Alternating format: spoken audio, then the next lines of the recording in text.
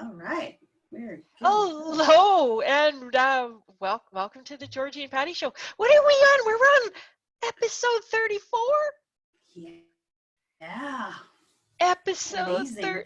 episode 34 of the Georgie and Patty Show. It's Monday. It is morning here in beautiful Prince Rupert, British Columbia, where the sky is blue, the sun is shining, and I just saw an eagle flying around outside my window, which is really kind of awesome.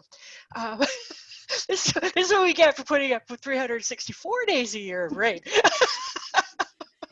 we actually had a very warm weekend this weekend.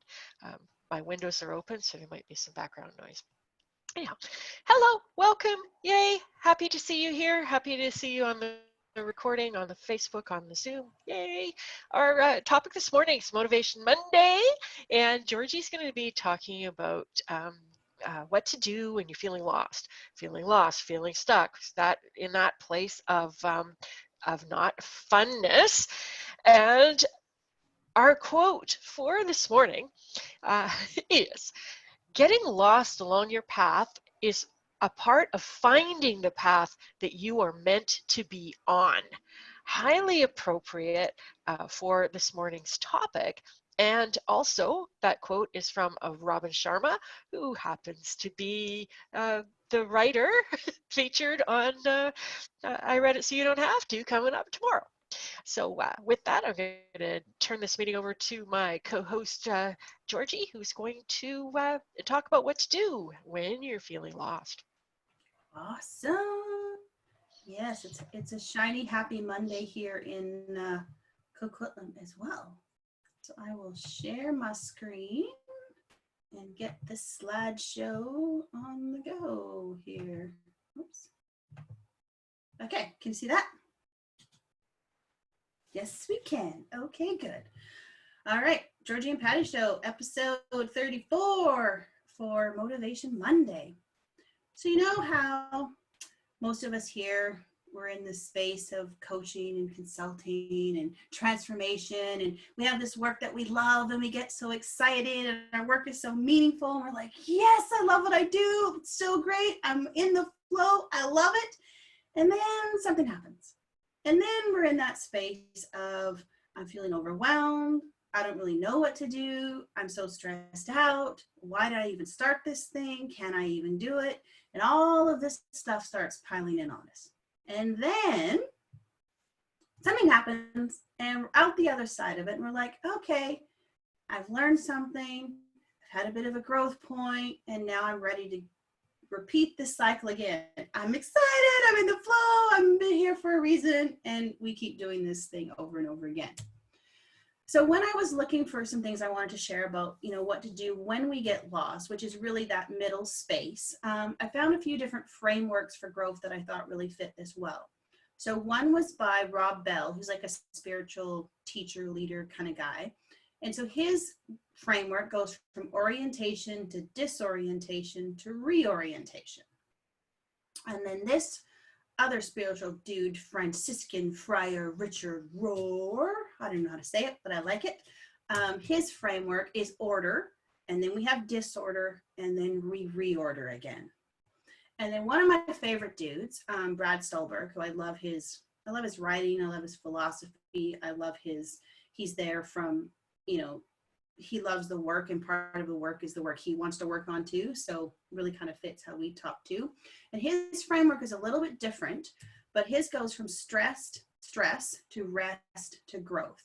And I think from his point of view, we're kind of always in some form of a bit of stress. So it's either good stress or bad stress. And then that middle space is where we would actually do the resting, right? So that's kind of that lost zone to get to growth on the other side.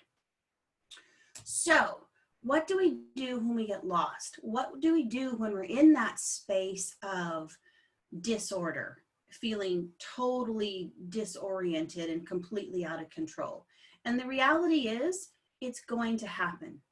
I don't believe that you can avoid this space, especially when you're doing work that you really, really care about, especially when you are putting yourself out there and you're starting to feel a little bit vulnerable maybe, I don't think it's possible to avoid that space. So your permission slip today is it's okay to feel lost. It's okay to enter into that space because it's going to happen. So I think giving yourself permission to be there when it happens and to know that it's going to be can really, really help you. The important thing is when we get in this spot is to not push it down. We don't want to suppress and repress the things that are happening for us when we go into the space, when we're feeling overwhelmed, when we're feeling confused, when we're feeling stressed out and lost. And, you know, we just don't know what to do. The important thing is to recognize that it's there. And we really want to pay attention to it. We want to pay attention to what's going on and do this with a non-judgmental mind and with a really open heart, right? To go, okay, what am I feeling right now? I'm feeling frustrated.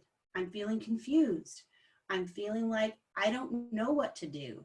I'm feeling like I want to throw in the towel. Like, what was I even thinking?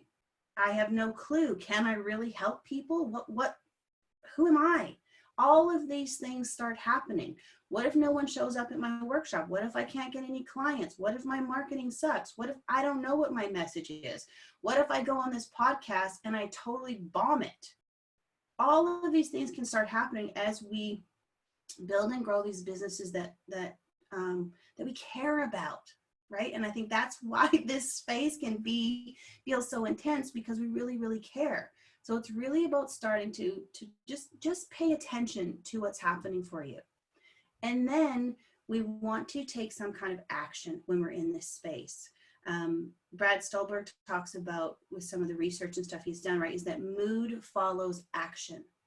And often this action we take, it doesn't have to be these big giant steps, but what is one form of action that's going to at least help to elevate our mood, to help move us from this space of feeling a bit lost, a bit confused, a bit overwhelmed.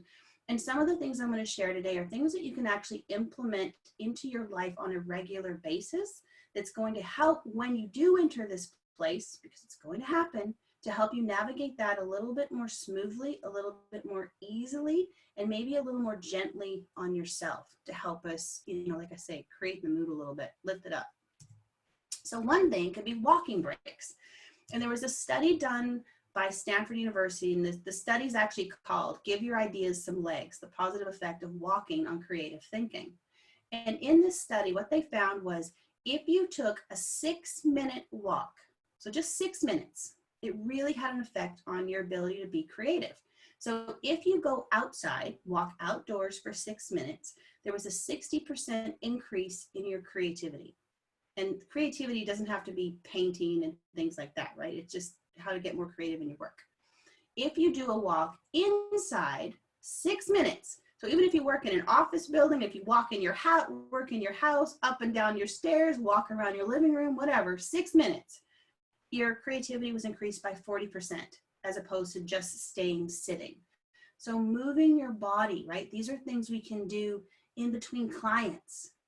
6 minutes, really quick, not too time consuming. Being awed by nature. So apparently in the study that was published in the journal called Emotion, that when we are exposed to nature, this helps our creativity and it lowers this interleukin 6, which is a molecule in the body that actually can increase inflammation. So when we're awed by nature, it actually can decrease the inflammation in our bodies and decrease the stress in our body. And when we're in nature, you know, often if you've been in some beautiful setting somewhere and you're looking up, you kind of realize how small you are, and you start to feel a connection to something bigger than yourself. You feel this kind of connection with the world, with the planet, and with the people around you. And the cool thing about what they found in this study is you don't actually have to be, you know, in the woods or in the mountains or go on this trek somewhere to be awed by nature, because that's probably not that realistic when we're busy building our businesses and feeling lost and stuck in this place. Being like, hey, I need to go for a 2-hour hike, it's going to take me an hour to get there, maybe not so feasible. What you can do though is Is there a tree outside your window? Can you take a few minutes to look outside your window and appreciate the trees and the clouds, the nature that might be right in front of you? The other thing they found that was equally helpful is to actually have photographs on your computer. So rather than taking a break by scrolling through, say, Facebook or Twitter or those kinds of things, set yourself up with some pictures that you feel are really beautiful of nature pictures and look at them on your computer. Just allow yourself 5 or 6 minutes to be awed by nature. So it doesn't have to be actually physically out there. Meditation. And when I talk about meditation, I don't mean you have to go take an hour somewhere with your legs crossed and like, oh, don't have to do that. But what happens when we can sort of get into this mindfulness state, it actually strengthens that prefrontal cortex of our brain. And when that's the space where, when that part gets strengthened, that's where it allows us to choose how we want to respond to stress. So the more we strengthen that muscle, the better we're going to be at actually choosing our responses instead of kind of being reactive. And often some really simple things you can do are 10 deep breaths and really just following that, feeling the breath go in, feeling the breath go out, like just paying attention to it. 10 breaths, doesn't take very long, really can be done in just a few minutes. Another thing you can do is what I think they call it like the body scan kind of meditation, where you're just paying attention to top of my head and down to my neck and my shoulders and just, all the way down to the bottom of your body, just releasing stress. 5 or 6 minutes. Great little daily practices that you can do, like I say, in between clients, in between projects, working at your computer all day. Maybe set it every hour. Okay, I'm going to get up. Maybe I'm going for a walk. Maybe I'm going to do 10 breaths. Things you can put into place that are going to help you when you enter that space of feeling lost, because it's going to happen. Social recovery. Not so easy to do right now. However, we can still do it. But when we're hanging out with friends and people that we enjoy, it actually affects our biology. It can help us to move from that stressful place to feeling restful. And especially when we've had, let's say, a crazy week, and the last thing we want to do is actually talk to people. Like, I really don't want to do that. I'd rather just go into my cave, put on my Netflix, and not do anything. But it can actually be really good for us to have some kind of connection with another human being. And now that might be over Zoom. I mean, some people are doing like social distancing walks or those kinds of things, but maybe it's a phone call, and it doesn't have to be lots of people. That's the other thing. It can be one person. Maybe you have your one bestie that you talk to once a week, but that call is always in place just to have that connection to help you when you've had those really tough times. And you don't have to talk about the tough times, but it's just that space, I think, of connecting with a human, laughing, sharing information, doing fun things. Food is always good, yum. But just a way to connect with a human being, because as humans, we do need that social connection. And whether it's one person, 5 people, 10 people, whatever works for you, also really important. And sleep is so good. Sleep is actually very, very productive. And you will know how much sleep you need. But I think we live in this world and this culture today where we're really promoting the hustle, 16-hour days. Look at me, I'm so good. All I do is work all the time and I only need 2 hours of sleep and I'm super functional. And I think that's just honestly total garbage. And apparently science is on my side with it. So, well, the scientific studies I'm reading are on my side with it. So that's what I'm going with. In some of the research that Brad Stulberg have done in their book called Peak Performance, what they've noticed is that one good way to see how much sleep you need, and they kind of recommended averages between sort of 7 and 9 hours, is if you can, is to take 2 weeks, and when you're tired, go to bed. And don't set an alarm for waking up in the morning, and then just see when you wake up. And do that for 2 weeks and see what the average is for how much sleep you need. So for me, I know I need a good 8 hours, good 8 hours sleep, and I am at my really prime productive time.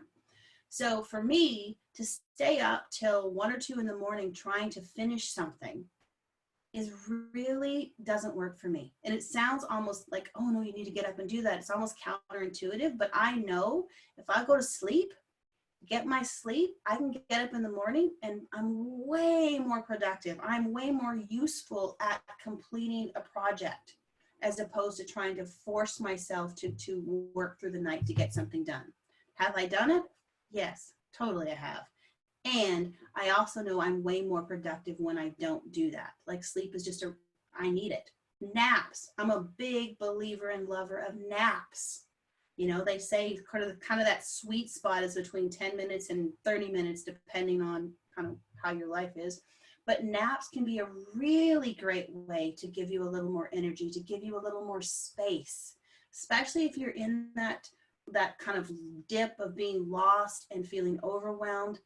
Sometimes just a nice half-hour nap can wake you up feeling a little more refreshed with a little more space to be able to take on whatever it is that you're feeling in this kind of lost phase or space. Extended breaks. So when we think about extended breaks, often having one full day off a week is really, really good. And for me, like I'm usually always thinking about work stuff. There's always some thoughts floating around in my head, or I'm working on, you know, new ideas and things like that. So there's typically always stuff going on. And I find especially when I'm having these breaks, I'm not actually working with clients. I'm probably not, you know, maybe working, but there's work stuff going on in my mind.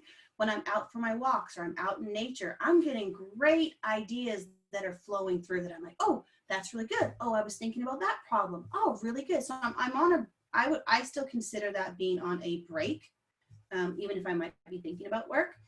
And then if you are doing things like, we'll just use the dreaded word launch. Let's say you're going through a launch, or you are preparing for teaching a course or doing a workshop. There's times in our business where we can be extra busy, you know, and it's more stressful. We're doing more work. So if you can think about scheduling a break when that workshop's over, maybe giving yourself a day or two, because you know you've been working a lot and putting in a lot of time. You've been under more stress. So really kind of schedule that. Oh yeah, when that's over, I'm going to have 2 days just to decompress, just to reevaluate, just to allow my nervous system to have a little bit of a break. Really important. If your business could be maybe somewhat cyclical, or you know, there's certain times of the year where you are really, really busy, like you are full on, you know, it's coming. Maybe if you do, you know, there's courses or something and you have different times where the courses start, but things where, you know, there's just times when you're just busier and it's going to be more work. If you can schedule your break or your vacations after that time, it can be really beneficial for when you get back, because you're more thoughtful about, I know my body's going to need a break here. I know if I keep pushing after working so hard, then I might, you know, find that I get lost a lot longer, or my lost space is a little more intense because I haven't actually set myself up to recover so that I can come back more on point, more revitalized. And the kind of the sweet spot of this is we want to be in this lost space long enough to actually be able to learn and come out with growing. So how do we balance this space of too little time there versus too much time there? Because too little time, we just sail through. I think this is also when we have that tendency to push things down, repress stuff, and I'm not even going to look at it. I need just to get out of here as quickly as possible. You know, too much time, and then we start to get stuck in that rut, and we're just spinning, and we're beating ourselves up, and it's not good. Some of you may know I did a little paint and sip for Mother's Day yesterday, virtual paint and sip. And it was really interesting because I found I was really starting to get super frustrated with doing this painting. And I'm like, oh my gosh, like this is not good. Like I was just really, really, really frustrated. So I'm definitely in the lost space, in that place of, oh, this is not good. I'm overwhelmed. I'm annoyed. I'm irritated. I wanted to just set the dang thing on fire. really? Like, that was it. So, but what I did was I was like, okay, hang on a second. Let me take a step back. Why am I so frustrated with this? Like, what is going on? This is like supposed to be a fun thing that I'm doing with my daughter. What is my problem here? And when one of the things that showed up for me was like, oh, it's my expectation I have for this, for doing this painting. My expectation is I should be able to paint this thing like the artist teacher. I should be able to create this perfect painting, which I'm like, oh. So if I'd spent too little time there just being frustrated, throw the thing out and move on, I wouldn't have been able to kind of, and this is just a short little thing, but look at this and go, oh, where else is this showing up for me? Where else am I putting expectations on myself that may not be that realistic? Where else am I expecting myself to be perfect, which is ridiculous when I say it out loud, but where else am I doing that? Now, if I spend too much time there, then what happens is I can totally go into that spiral of, I'm not good enough, of course I suck, I'm the worst ever, and that is not beneficial at all. It doesn't help me move forward. It doesn't help me get the things that I want. So it's really finding that balance between too little time and too much time.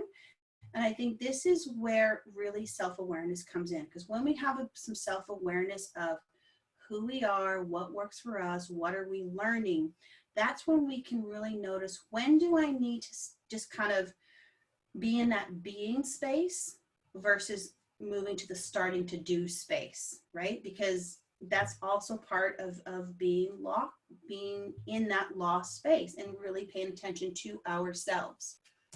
So you guys know how Patty likes to be like, guess the old dead guy. So I thought I would play on that with guess the live young guy. So this is one of, and I've mentioned him a lot actually in our talk today, because a lot of the stuff I've shared today is from the work he's done and the research he's done. So this is Brad Stulberg, who I pretty much love everything he writes, more or less, and I'm sure I will be doing a review on one of his books, most definitely. But I love some of his thoughts that he has here on kind of keys to high performance and high fulfillment, because I think often when we're in this lost space, if we can remember some of these things, it will really help us to navigate it. And one is to don't worry too much about conventional success. So instead of looking at what society is telling us what success is, and we've talked about this before, you know, how much money do you need to make, the cars, the house, the lifestyle, all of those things of what the world says is successful, is to really work on your definition of what that looks like for you and to be okay with it. And then make the goal mastery, which knows no end. So often we're so focused on our outcome and getting the result that we want, as opposed to this mastery concept, right? Of being able, because when we're looking at mastery, we can actually start to enjoy the process a bit. We can actually start to enjoy the journey. You know, when we're looking at mastering, I think one of the best things is being able to master ourselves, getting really clear about who we are. How do I master my own inner world, my own thoughts, my own ways of wanting to show up? How can I master the skills that are relative to my business? How can I be a better coach, a better communicator, a better trainer, a better teacher? Really working at improving my skills to the level of mastery, which really is going to continue for the rest of my life. And so when I'm in that space, I can often be a little more forgiving when I go into those dips, when I start to feel lost and overwhelmed, and I can recognize that this is part of the process. And what can I learn from this? Because if I can spend enough time there to learn and not get stuck, I will grow. I will come out the other side of that better. I will be one step closer to that level of mastery. But it's really being able to remember that that's where I'm headed. And then surround yourself wisely. Be very, very aware of who you are spending time with. And I mean, there's tons of teachings and stuff, you know, you're like the 5 people you spend the most time with. Like there's tons of this kind of things that we hear about there. But I think it's really important to be aware of where you are spending your time, especially as people who want to make a difference in the world, that are dealing with transformational services. Often we want to help a lot. And so you may notice that, Am I spending time with people who are often lifting me up, who can help me move forward, that really are supporting me, and that these are kind of my go-tos when I am getting stuck in this lost space? Or is there a lot of drama in my life? You know, I've heard, if you follow people like the holistic psychologist, or I think it's mindful FT or MFT, her name's Vivian. You know, we hear a lot about our kind of how we're brought up and our childhood behavior patterns and how those are showing up in our adult lives. And often we're really comfortable in chaos. Chaos has been the pattern of our youth and our childhood, and that's where we feel comfort, and we don't even know it. And if we're not aware of that, you may notice that in your daily life, you are surrounded by this chaos. There's always people with, you know, with drama or have problems, and you feel good in that space. And where you may feel a little more uncomfortable is when it's a bit more peaceful and a bit more calm, almost boring. So it's really important to kind of pay attention to what's the environment that you find yourself in a lot of the time with the people who are there. And to really care deeply, even if it makes you vulnerable. And I think for most of us in this space, we do really, really care about our work, and we care about people. And often this does put us in a space where it feels kind of vulnerable and it feels a little bit scary. And I was talking to someone last week, and she was like, well, what if people don't like me? What if people make bad comments about my work? What if they think I don't know what I'm talking about? Here's the reality. As you step into this space of leadership, of kind of drawing your line in the sand, of sharing what you believe, that's going to happen. People are not going to agree with you. Some people are not going to like you. Some people are going to say probably some mean things. That's a reality. And that's okay. Because, you know, we talk about this a lot, where we are talking to the people who want to hear our message, who the people that resonate with us, the people that we can help. And oftentimes, if we get these snarky remarks, sometimes we don't know what people are going through. So it's about having a bit of compassion for there and not getting stuck in this spiral of what's being said necessarily about you, and focusing on where can I help and what can I do, and being able to keep your heart open enough to continue caring, to continue putting yourself out there, to continue being vulnerable, so that you can do the work that you're on the planet to do. And then ask for help. Again, if it's getting too overwhelmed, you're in that lost space and you're having a little trouble coming out when you know it's time to come out, ask for help. Face your fears, right? Be able to look, what am I afraid of? Why am I afraid of this? What's really going on here? What would happen if I overcome this? And really being able to kind of look at that sort of head on. Eat and sleep well. I think they go together, back to that sleep thing, which I love. And be patient, right? This is a process. It's going to take time. And I think the more we start to accept that space of that, it makes it easier for us. Knowing that we are going to have those moments where we're like, yes, I'm in the flow. This is amazing. And I'm going to get lost. I'm going to feel disoriented. I'm going to feel like I do not know what to do. And there probably will be some times that hit us that we were completely unprepared for, completely unexpected. I didn't know that was coming, where we can feel even more lost. And I think that's that space of being patient, allowing yourself the time to work through it, because sometimes that being in that space is going to take a little longer than others, and that's okay, provided that we know that we're going to come out the other side. I think holding that, knowing I'm going to come out of this stronger, I'm going to learn stuff, there will be some growth that's going to help move me forward, but just being patient with this process instead of thinking there's a specific time I'm going to be here. Like when we were talking the other day on, I think it was with our Dr. Katie call or whatever, and I was having that thing and I'm like, 48 hours, I'm good. In 48 hours, I was not good. But in my mind, 48 hours, again, I have this real thing about expectations. I keep seeing showing up here, interestingly, side note. And just being able to recognize that, though, and being patient with ourselves. So because it is Motivational Monday, what are you going to do this week? If you are in this space of feeling lost, what are some things you can start to implement to help you navigate that space better? And if it's this week you're in the middle of it, what can you do this week to help you get, maybe not found, but at least more closely moving in that direction? So you can share in our chat. I'll post it, of course, in our community.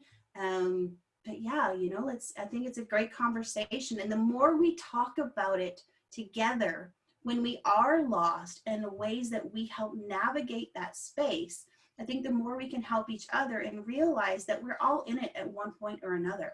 And what can we do together to help us overcome that? That is the end of my slideshow for the day.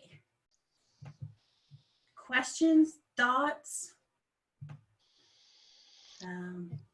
Facebook hearts. I like it. I'm trying not to hearts and flowers. Hearts and flowers. We all know I like hearts and flowers. So true. You know what I think I like? There's so much about what you said that I really like. But one of the things that I appreciate is this acceptance of this being a good thing in a way, right? It's often when we get into these places that are uncomfortable, it's like, okay, how do I get out of here as quickly as possible? How do I go back to this other stage that I really like? And the idea of accepting it and finding out what it has to teach us is so important, because the reality is, yeah, it is the long haul. it's like, when you look at personal growth and development, that's lifelong. And when you look at business growth and development, that's business lifelong. And yeah, it's going to be these cycles, especially for growing and evolving. Totally. Yeah, and I get it, right? It's like, I don't want to stay there either, but I also don't want to come out too fast that I miss what I could have learned there. Yeah, and it's like, it's this whole natural cycle. It's like, even if it's like, get enough sleep, take time off. It's like, this is the kind of thing that so many people are, like, how do you shortcut your sleep? How do you, like you were saying, hustle. It's like, it's not sustainable. Exactly. It's, it's like we have to look after these human animal bodies that are carrying us through this. Totally. Yeah, because it's this vessel that allows us to show up in the world doing our work.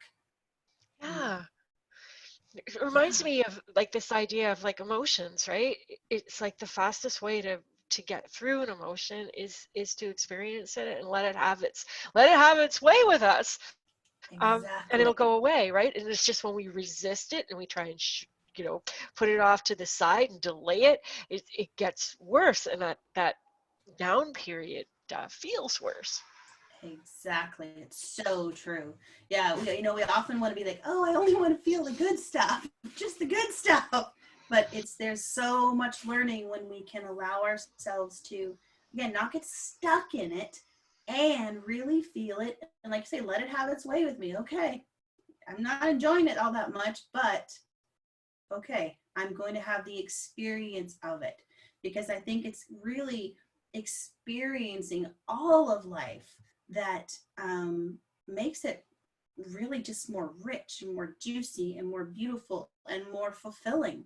And if we didn't have these places that are not so great, that's where we can really recognize the light and the beauty and the amazingness that life has to offer us, right? It's all really, really beautiful when we look at it. Like, I can think of, honestly, it's from those being in those pits that have given me some of the greatest gifts to be able to show up more empathetic, more compassionate, more loving, more realizing that, yes, life is absolutely magical. And even though sometimes it hurts when you're really vulnerable, I would never want to not be in that space. I would way rather show up, arms wide open, loving people and be like, okay, and take the risk that I might get hurt. It's okay, because it's so worth the amazingness and the magic that comes through that. So, yeah, it's not always easy, and I'll take it.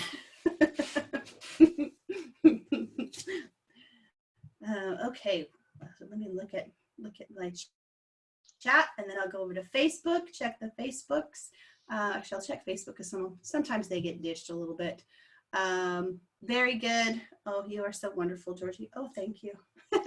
We all are. I think that's the incredible thing, right? Is that as human beings, we are all awesome and amazing and magical and have so much to offer the world, and being able to support people, which is what I love about the work that we do. You know, we talk about this so much, is that our clients have awesome skills and awesome gifts, and if they step into that and share with that, imagine the incredible world we're going to have. Like the ripple effect of that is amazing.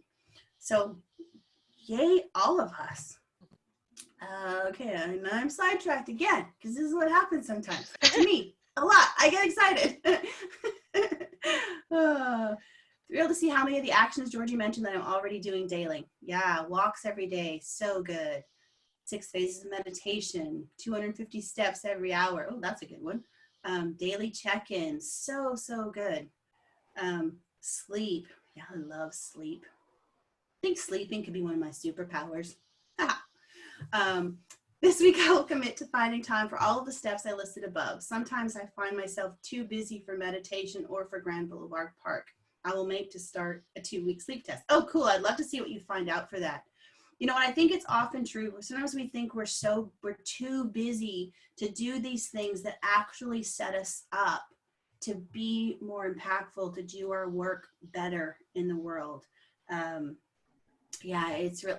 For me, I've really found like having these kind of rituals and practices and keeping myself on track with them is really, really, really, really helpful. So many things I do as second nature for many years now. I pace and think out loud. My own and others' nature photography, walks along the shoreline. Yeah. Someone's saying hi to you. Oh, and nice to meet you too. Gratitude journaling in the AM daily really sets the tone for my day. Oh, so true. That's such a good one.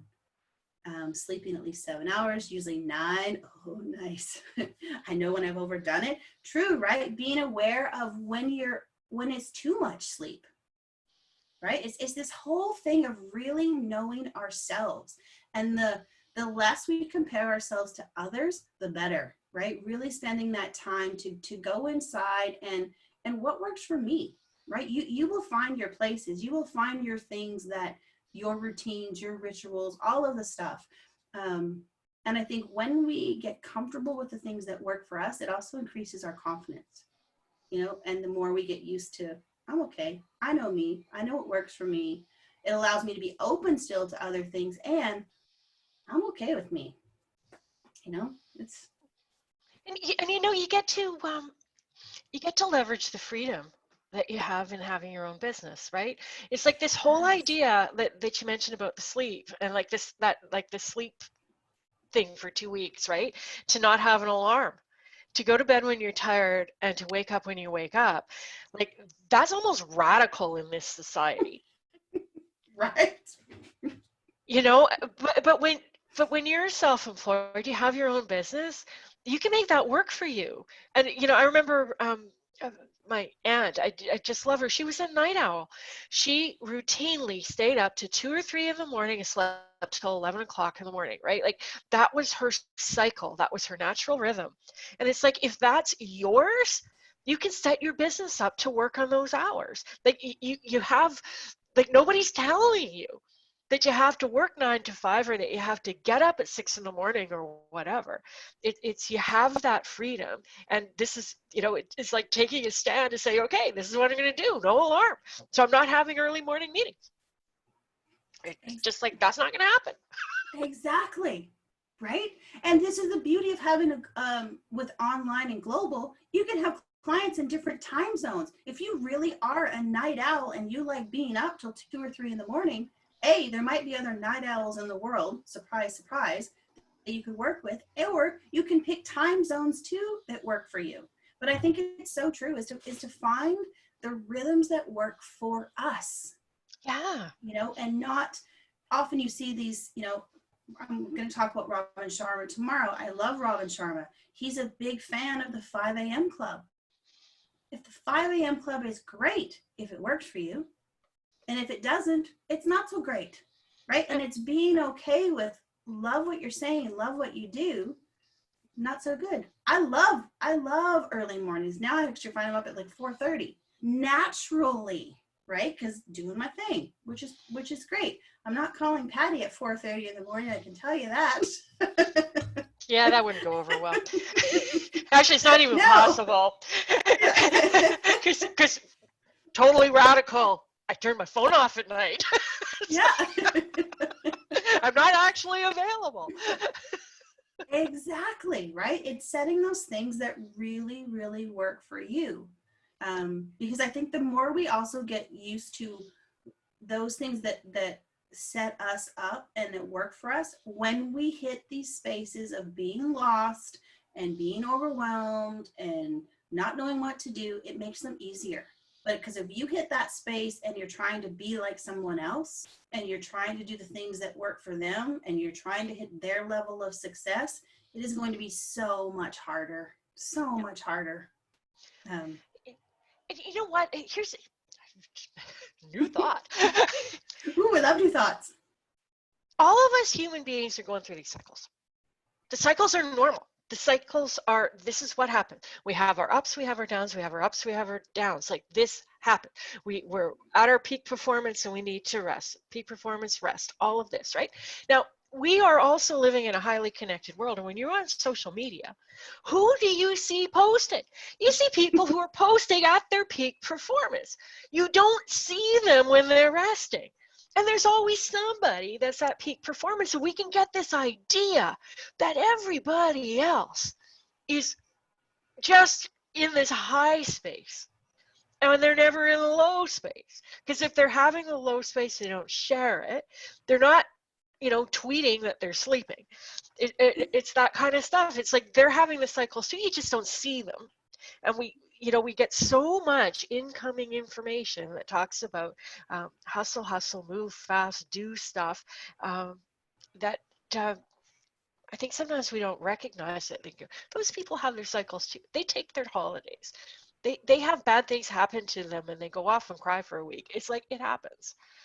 Exactly. Yes, we can share our low times in the cozy office. You absolutely can. Totally. 100%. I like this one. Speaking of our body, I'll go back to that. My other thought. This is my brain on whatever. I had some health issues show up last week that I haven't experienced for a long time, and I know they are stress related. I hadn't been tuning into myself and my body, and it got ahead of me. So much tension I was holding as a result of my mental chatter. It was a wake-up call. It provided me with insight and awareness on a deeper level again, right? It'd be nice if we only could do it once, but we can't.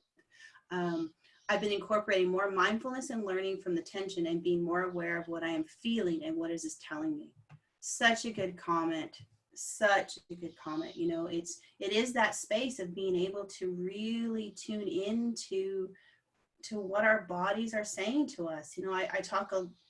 I'm starting to feel like a little bit like a broken record, and that's okay, about the systems. And we are part of all these systems, and our body is part of the system, and our mind is in there, and we're connected to other people, and our business is a piece of this system that's connected to us. So the more in tune we are with what's going on in my mind, what am I thinking, what am I feeling, how am I showing up, where are those aches and pains in my body, and what could that possibly mean for me? Am I getting enough sleep? What is my energy level? Patty talks a lot about what am I spending my life energy on? And is it working for me or is it not? Again, it's looking at the environments that we are in, the people we're spending time in. Do I find myself really craving chaos? And does boredom drive me nuts? Can I sit still? Do I hate the silence? Like, what are all these things saying to us? Do I ever get out of my comfort zone? Or do I trick myself into thinking I'm out of it because I live in chaos and drama all the time? You know, I think we're in a really good spot to notice, how do we deal with so-called boredom? You know, and what can I do in those moments? I find in my newest 30-day practicing thing that I've committed to or whatever, I literally find when I'm feeling a little bit bored. Oh, I know what to do. It's my 10 breath breathing thing. It's my running my loop. It's like practicing my affirmations, like all of those different things. And it's amazing the difference that it makes. And being okay in this space of, you know, being still with me. Do I like my own company? Am I okay with just hanging out with this person for a while? You know, there's so many opportunities for learning and growth with where we are right now. So yeah, it's kind of cool if we're open to it. And sometimes it sucks. Sometimes it totally sucks. And that's okay too. And that is, I think, when we think about our cozy home office space, it is that space of being real, of being showing up as it is, knowing that some days it sucks and some days it's great. And some days we feel awesome and some days we don't. Being authentic. There's something, I'm trying to remember who said it, and what the details are, and I've forgotten it, of course, but there's this idea of embracing the suck. It's kind of like when you choose your, you know, the destination, the thing that you want to do, like the business you want to be in. It's kind of like, you know, what problems do you want to embrace? What challenges do you want to embrace? Because we can get really excited about all the good stuff. But the reality is it's a long haul. There are challenges, and it's like, which ones are you signing up for? You know, like, you know, newsflash, if you're signing up for self-employment, you need to get really comfy and cozy with sales and marketing. It's you might not want to, but you know, like, that's like, hello. Yeah. That's what you sign up for. And we're often surprised. I know when I started my you know, my first business, I was very surprised that, oh, I need to do this sales and marketing. I had this like weird idea in my head that as long as I was good at what I did, people would show up and give me money. And it didn't work out that way. What? Didn't work out like I that? know. Who'd have thought? I'm like, oh, I'm a great programmer. People are going to hire me. Word of mouth. That's how I'm going to get business. Word of mouth. And it's like, well, where does that come from exactly? It's like, oh, Patty, you have to talk to people to get that started. You have to get clients to get that started. And man, it's not as easy as it sounds, right? But it's like, that's what we're signing up for, right? So it's about embracing that. It's like, how do I get excited about that? Exactly. Yeah, getting excited about the suck, right? Yes. Because I think we all do get excited about the growth that comes after it. So how can we actually embrace those processes that get us there? And sometimes it's easier, and like I say, and sometimes it's not. Sometimes we get kind of, woo, I wasn't expecting that one. Huh, interesting. And sometimes it's the little, almost the unexpected moments, you know, that can really provide some learning. Like, even, like I say, I'm going back to this painting thing yesterday, but really I'm like, oh, this expectations that I have on myself. And then even this morning in the conversation, something hit me and I was like, oh my goodness, I think this is showing up again. What? Do I want to look at that? Probably not. Will I? Yeah, for sure. Because I can guarantee it's showing up and probably stopping me in places. So yeah, okay, I'm going to the chat. I feel like learning so much about myself and other things in this COVID retreat. I like that. Your school is one of my great learning experiences. Thank you too again. Very welcome. I love even just the framing of that as a COVID retreat. as opposed, right? Like if we look at like this, just the languaging of that, and if you were to look at this as a retreat as opposed to something, you know, pandemic, which it is all true, but how am I choosing to look at this for myself? Great reframe with that. I had exactly the same idea when I started. I'm great at what I do, so people will come and find me. Just put up a website and they will come. Not now. I'm excited about sales calls. So awesome. And it's so true, I think. And you know, and this is the thing with a lot of the information out there is that we're kind of led to believe that's all you got to do. Put it out there, put it up. People will show up at your door. It's not a lot of work to it, and that's just simply not true. Yeah. There's a I'm going to show this in one of our upcoming episodes at some point. This curve will show up, but there's a curve that happens when you start anything that's new, and it starts off on a high when you're really excited, and then it dips down to a low for the hard work, and then there's this like kind of long slog up a hill. And a lot of people kind of cycle around this high. It's like they get excited about the idea, then they start working, it falls. It gets to be hard work, and they think they're doing something wrong. So they go and sign up for another program or take another course to get back up on that high so they can get excited again about what they're doing. And they go around and around in this circle, always chasing this kind of high point. And when things get hard, feeling like they're doing it wrong. And the reality is you need to go through the parts that are hard, because that's where you do the heavy learning. And that is that is an easy cycle to get trapped in some cases for years, because marketers know exactly how to bring you back and get you excited. And that, like, you know, that's a big piece of it. It's just like, okay, how do you embrace the suck in order to continue to move on and to make it through? You know, Seth Godin calls it the dip, right? Like, how do you get through that dip? How do you push through? And like that's the day-to-day action. I mean, that's the reality that Georgee and I are in right now with this business of ours. We are in the hard work dip. It's like we're putting in lots of time, lots of hours. We're doing a lot of stuff, taking a lot of action. We're showing up every morning to do this show. We've got a lot of stuff. I have a very, very, very, very long list of things that I'm working on. And it's like, I'm looking right through to the end of this year and going, whoa, there's a lot of work ahead. And it's just like, how do we fall in love with that work? Exactly. So it's so true.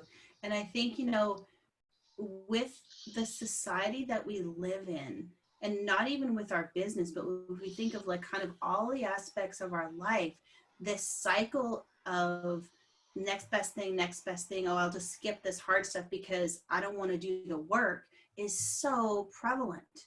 You know, I think if we look at it in relationships, I think this is probably why the divorce breakup rates are super high, right? It's because like everything really great, it requires work.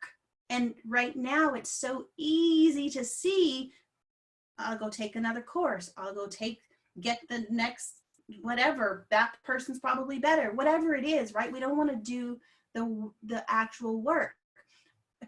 You look at fitness, right? Oh, there's the 4 weeks to tighter abs or whatever. Oh, I don't want to do, I actually eat good food and work out hard. I could take a pill. Yay. I could go do my surgery. Yay, right? What's the quickest thing, as opposed to, like, say, embracing the journey of the work?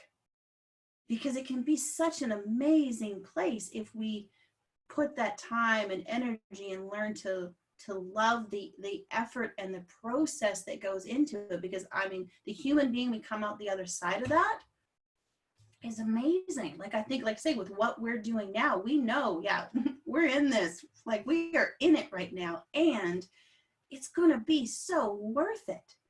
And not staying focused on what the outcome is, but what's the beauty of today? What's the beauty of the work I get to do today? How do I love what I'm doing today that's moving me towards that, even though it is challenging and I'm having to push myself and find maybe some new ways of doing things. But how do I really embrace that and welcome it and appreciate it? Look for the good things in it, as opposed to getting caught up in the mind chatter of, oh, I got to do this today. It's not my favorite thing to, like, no, how do I embrace this of like, because literally it's just a mind shift.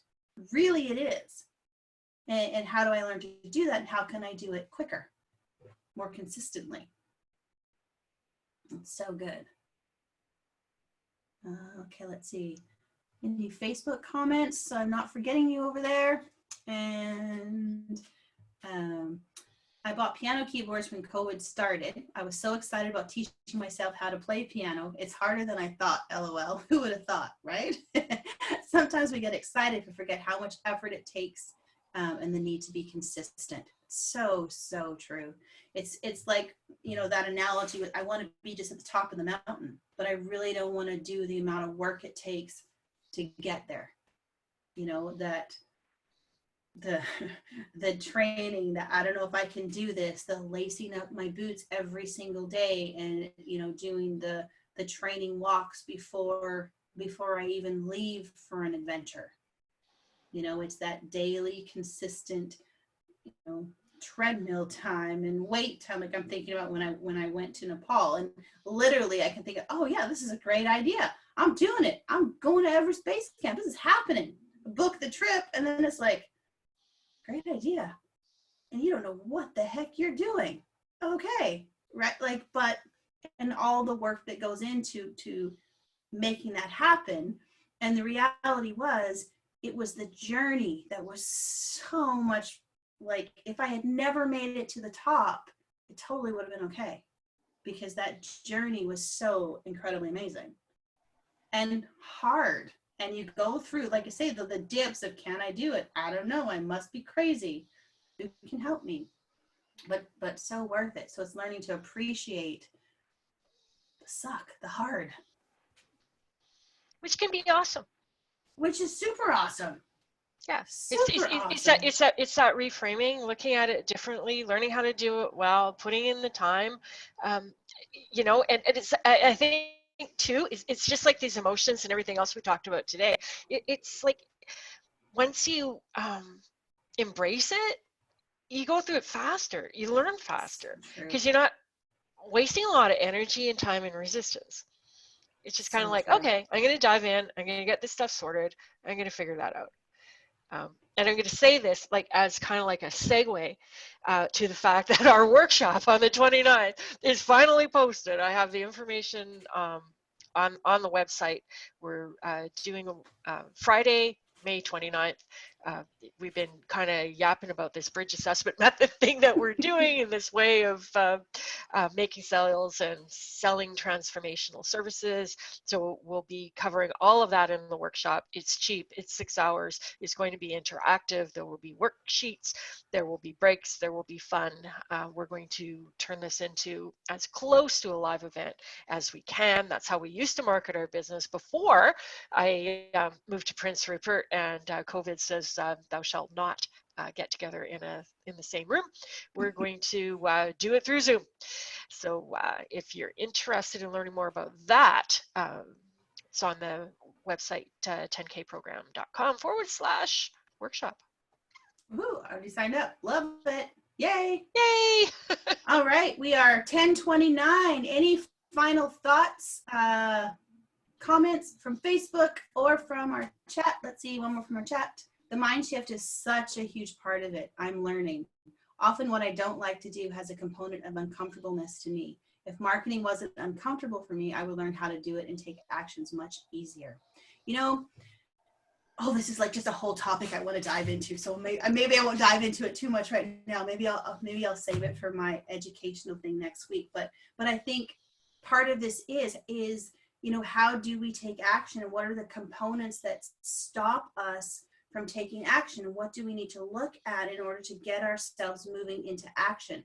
Because often I think we start with things and we do it because it's something either we really, really, really want. So I see this big thing I want and I'm going for it, or I'm really tired of being where I'm at and I'm super uncomfortable and I just, I need something different.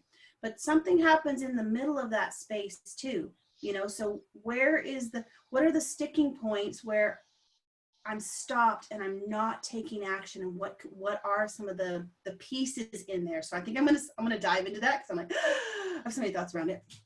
And yes, the mindset shift is such a big piece. You know, if we can get this thing between our ears on board first, it does make things a lot easier, because quite often, and I think most of us here know that, is the things that stop us is the mental chatter that's going on in our brain, and the images that we're creating, and these internal representation and beliefs, all this stuff that we cannot see. It's the invisible things, you know, and how do we overcome those things? Okay, I know we're almost time. That sounds like a really good topic for your presentation next Wednesday. Right? I know, I'm thinking, I think I'm going to go in for that one, because, yeah. Let us know if you think that's a great idea. Yeah, if you'd like to hear more about that, if you want to deep dive that, let us know, for sure. This was incredibly helpful. Yes. Oh, we got yeses. Okay. Excellent. Now you know what you're talking about next week. That is awesome. Thank you for planning my sessions. Love it. Terrific. Okay, I'll quickly read these ones, and then we will let everyone go. This was an incredibly helpful, eye-opening session. I will be making a few changes and additions to my daily routine because of the advice I've heard today. Walking around the block every morning before work, creating some positive affirmations and saying them out loud each day. Thank you both, as always, for your honest sharing and wise insights. You're very, very welcome. I don't like administrative work, but I'm not afraid of it. So when I need to do it, I just do it. Yeah. Yes. Good noticing. We're good on Facebook. Okay. Have a fantastic day. We'll see you here tomorrow, same bat time, same bat channel, for I read it so you don't have to. Featuring Georgie's crew. Yay! Have an amazing day. Oh, and go to the office, because I will post a question of the day. So excellent. Share there. All right. Okay. Bye for now. Bye.